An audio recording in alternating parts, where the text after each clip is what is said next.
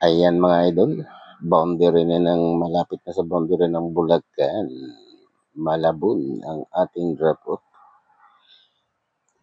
Mag-offline muna tayo ng apps dito mga idol. Baka kasi tayo papasukin papuntang Bulacan, mapapapalayo naman tayo sa ating destination.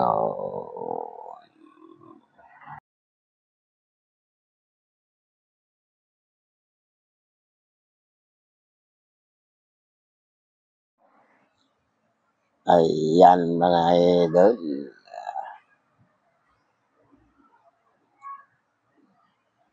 Nilalakbay, kasalukuyan na natin nilalakbay. Ang ating tumbok nito ay C4 Road.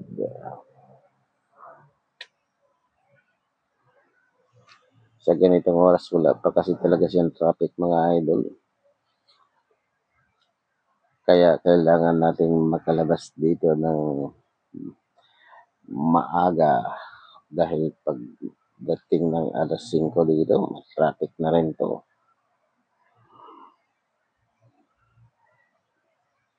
Sa ganong road o ganitong service road, kailangan talagang maingat yung ating pagtakbo kasi marami tayong mga kasabay at saka maliit lang din ang kalsada. Although ano to siya idol, one way palabas ng C4. Hindi tayo pwede magpa overspeed dito. Maraming tumatawid.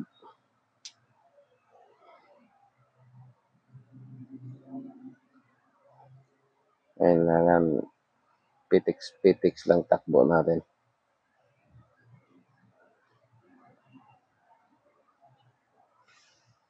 Pitix lang takbo para hindi tayo madisgrasya at hindi tayo makadisgrasya.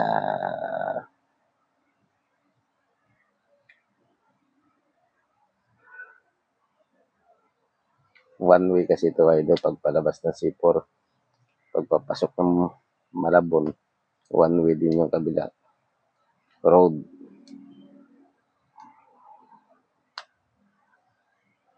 Kaya kapag ma-traffic dito, masubsob ka sa traffic dito kapag araw, kailangan mo magtiis. Medyo malayo-layo yung one way dito.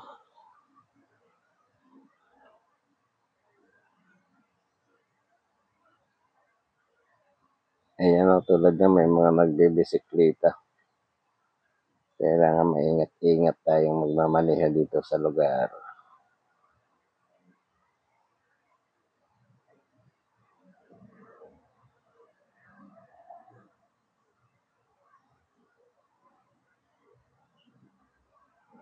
Ayan, malapit na tayo.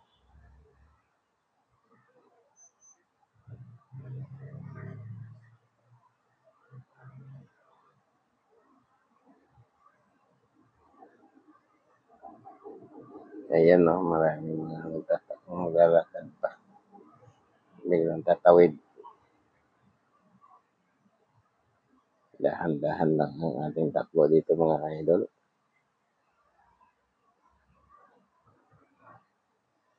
Very hassle kasi ang area dito. Kaya ayaw kong mag-open ng apps dito sa area na to. Ang akin lang dito mag-drop off lang. Pero ayaw kong mag-pick up ng o tatanggap ng booking sa area na to mga idol. Mailan-ilan lang kasi ang merchant. Ayan mga idol. Kumana na tayo sa Innobal. Ang tumbok naman natin ito mga idol ay C3.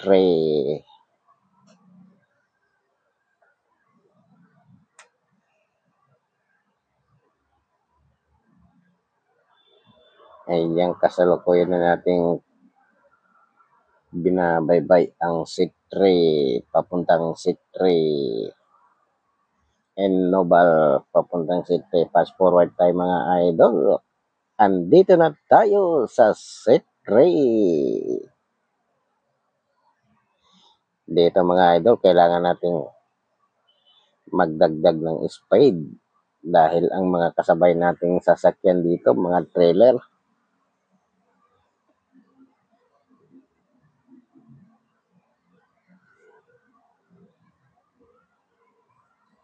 mga 10-wheeler, truck. Yan ang ating kasabay. Kailangan nating magdagdag ng speed.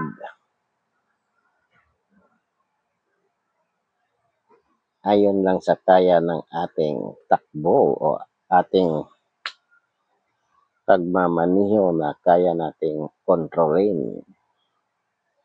Nasa minimum pa rin tayo ng 60. Malapad na ang kalsada dito mga idol.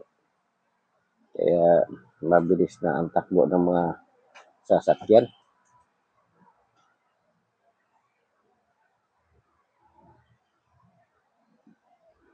Kailangan na natin gamitan ng presence of mind. Left and right side mirror. Kaya minsan pag inaantok-antok na tayo, magpapahinga muna tayo bago tayo tumuloy sa ating destination.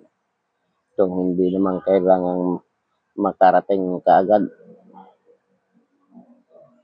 Ayan mga idol, oh. Mga dump truck kasabay natin.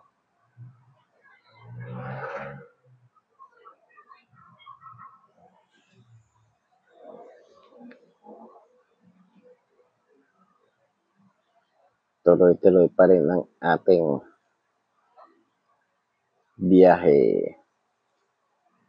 Tumbok naman natin ito mga idol. Seat 3. Tutumbukin natin ang Bonifacio, Quezon City.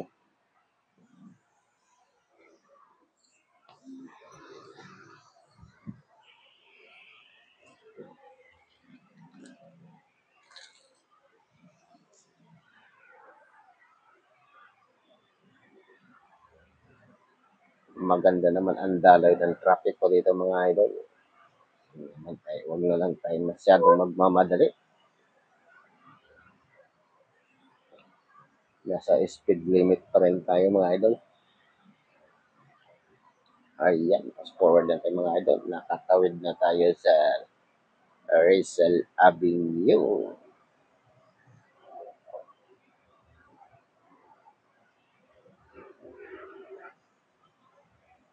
Tuloy-tuloy pa rin tayo mga idol.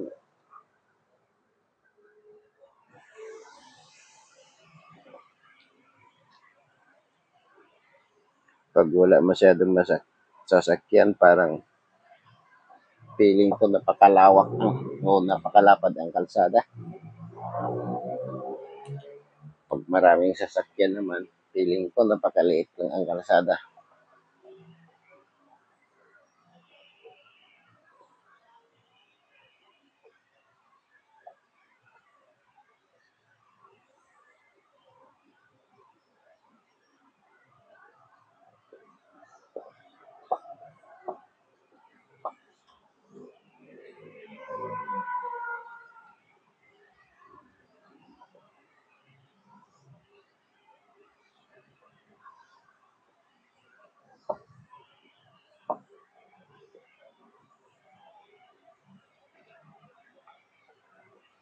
Ayan, fast forward na tayo mga idol. Kasalukuyan na natin nilalakbay ang Bonifacio. Bonifacio Road. Ayan, naka-stop right mga idol. Kailangan natin magbigay daan. Ayan, nakago na tayo mga idol. Tatawid na tayo ng Del Monte Avenue.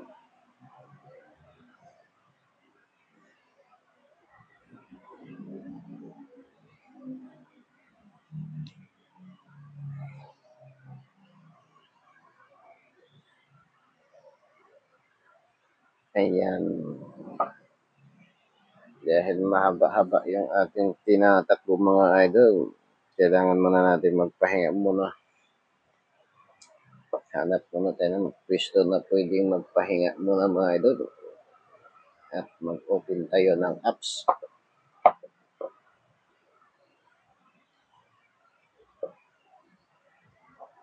Andito na tayo sa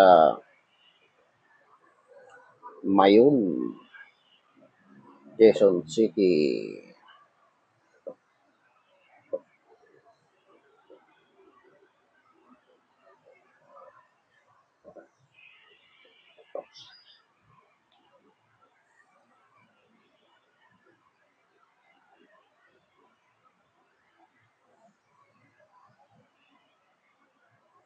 Andito na tayo ngayon sa may stoplight ng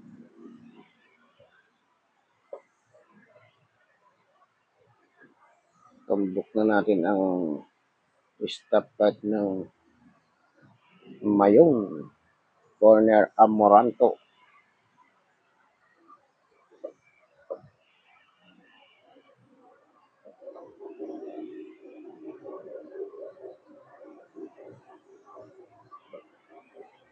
Magpahinga muna tayo ng kunti dito mga idol. Mag-open na tayo ng apps. Mag-abang-abang muna tayo ng booking dito. Ang papasok nito mga nasa Banawi. Marami na American dito banda mga idol.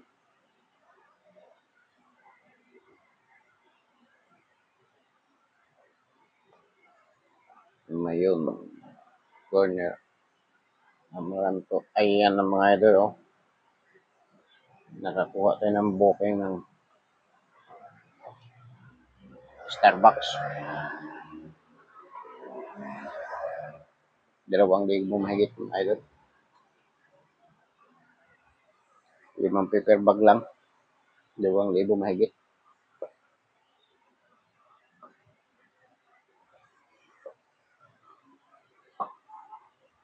Kasya naman sa ng thermal bag. Dahil malaki ito. Ayan.